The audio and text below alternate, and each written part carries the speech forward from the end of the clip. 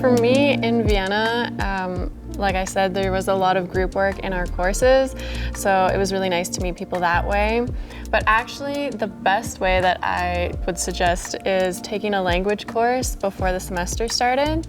So I took an intensive German course, and I met a lot of people that were my age, had similar interests, and it was a great way to make connections before the semester even started.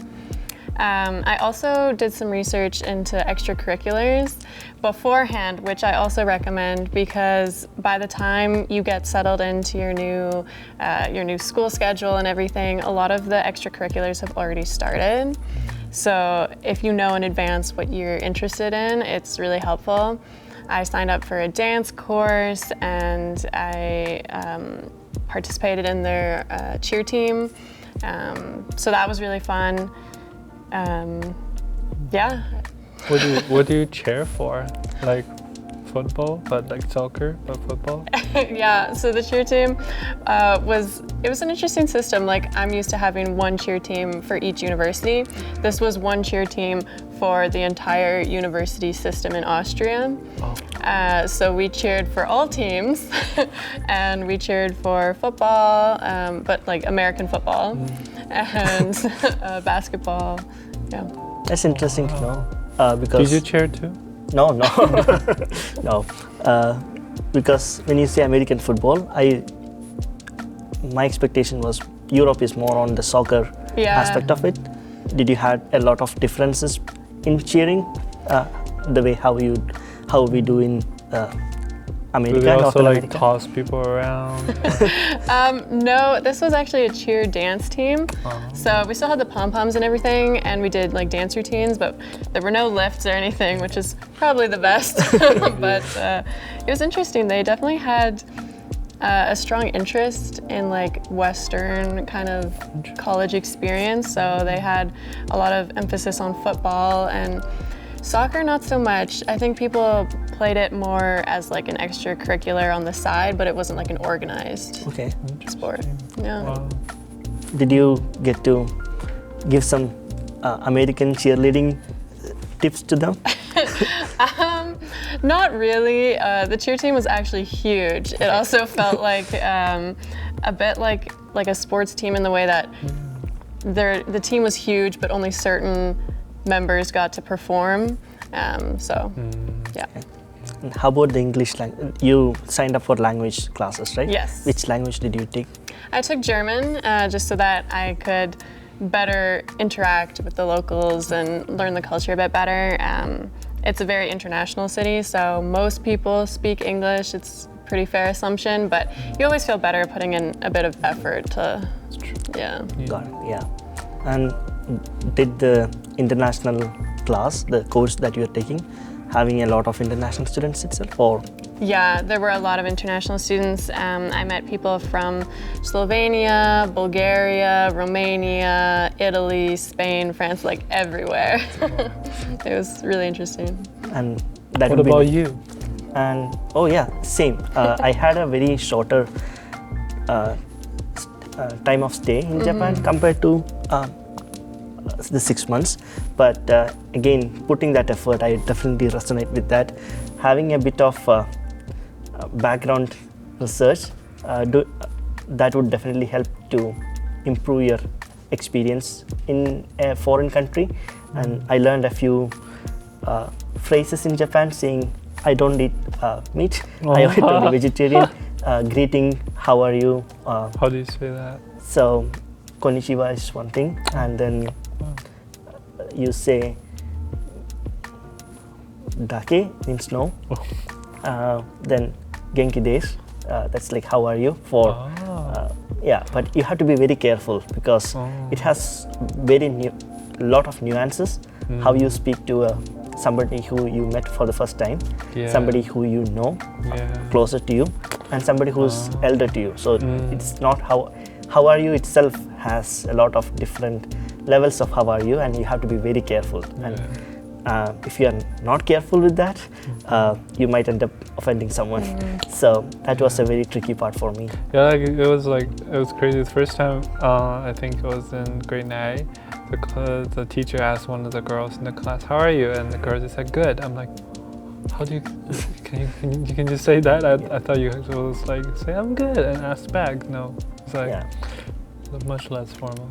And another part which helped me was there was a visiting student from Japan in my lab. Oh yeah. And he was here for almost 8 months. So in order to make him feel homely, I used to learn Japanese from him. I'm out of practice, so I don't remember any of that now. I have my notes though, but that really helped me to know how system works in Japan, make more connections, what their interests are, and also Gavin from one of the International Student Services. He has better relationship with, he knows better how things work in Japan. So I did a one-day crash course over 2 hours, just made like a crash course and notes with what to do, what to eat, what not to do. So that really helped. Doing background check really helped. Have like an agent, sort of like someone to like deliver you into the culture. Somebody who has already been experienced that culture, or somebody who is from there, that would be best, because they know what works best there, or somebody who been there, that would be nice. So doing the background research really helped, especially if you are staying there for very short amount of time. You need to maximize the experience. So it's better to always plan ahead what you want to do and then plan accordingly.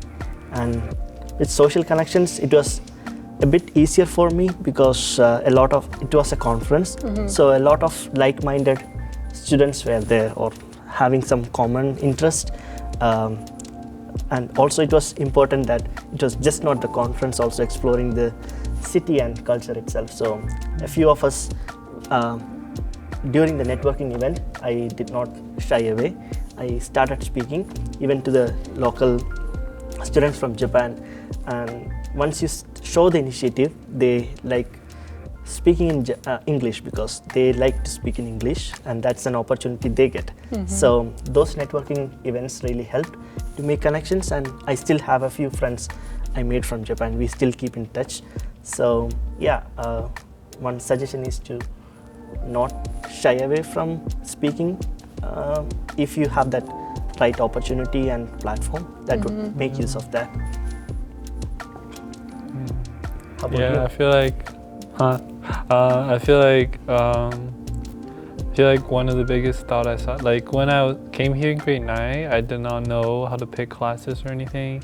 I wish I did more sports early on. I feel like now I'm trying to learn how to skate. I really like it. I wish I did like maybe hockey in grade 9. Very much easier than if I start learning how to play hockey now. I like sports is such a good way to get to know people. And this year I recently started playing rugby at U of A.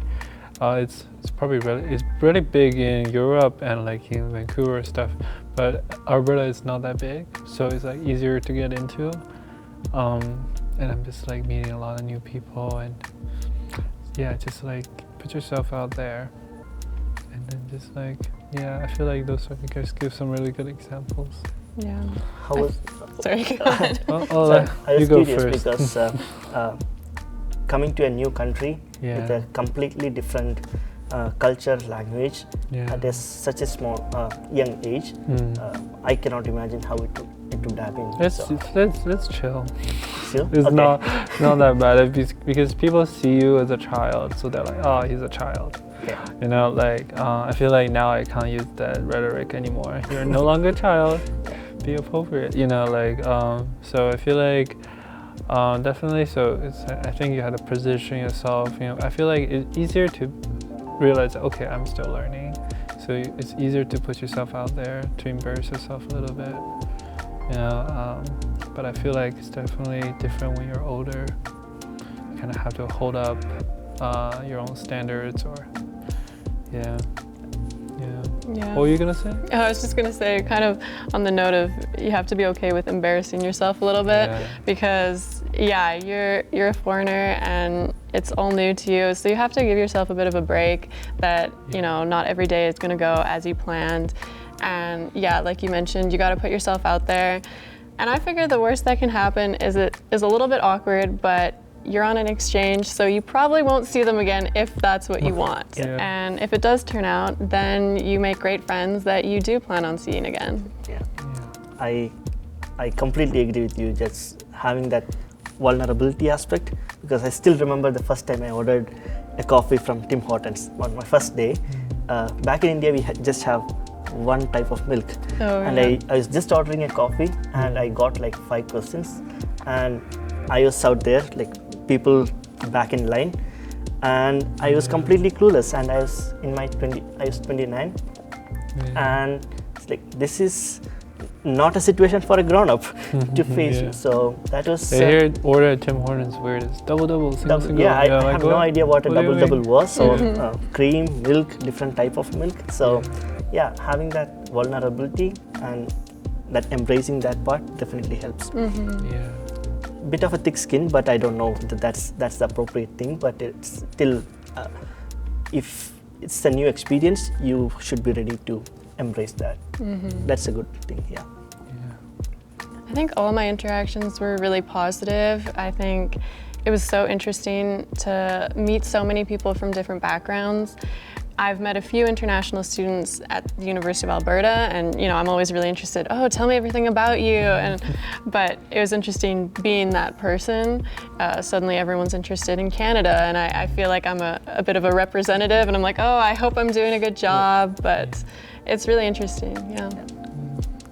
For me, having that initiative for conversation in their local language, that really helps, because especially when I was going around the city asking for very simple questions like where is this, if that is in Japanese, that really breaks the barrier. And one of the interesting experience I had was I was going to Mount Fuji, had a lot of transit, and I didn't know where the bus was coming, which stop, and I ended up talking to this lady and ended up knowing her better. She was going on this 1 week hiking trip to Fuji, Mount Fuji, and apparently she came to my province and in my city back in India. So that was a small world. She was there for more than 3 months, I think. So she knew a bit of my language too. So it wouldn't have been possible if I didn't start that talk. So yeah, that was something very interesting to get connection. You never know where and when the connections are forming. I feel like Canada is more. It's definitely a lot of diversity, and there's peers from all different areas. I feel like at the beginning, I definitely interacted more with peers that have the same experience as I do, like international students. And then like in sports teams, I feel like a lot of settlers, like who are more like have the privilege to play sports like I do. And then I feel like doing nursing work, I feel like I'm interacting and getting to know more about the indigenous culture and like peers around my area that doesn't have as much privilege as we do. I feel like it's a different experience with all of them. A lot of good learnings and then I feel like I'm going through a lot of learning and unlearning, because international student come to Canada, it's almost like you're voluntary to be colonized. So you kind of have to like be careful. Are you ready for that, or what do you actually expect, or how do you actually deal with the history that we're going through? So yeah, so I'm still like trying to figure out and navigate that. Each day is a new learning. Yeah, it is. That's one thing. Because I'm so like isolated in China. I mean, China has a tiny bit of colonization history, but it was only the coastal cities. But I'm so far up in the desert, so I never my city wasn't really a part of it. But then coming to Canada is completely different. Yeah.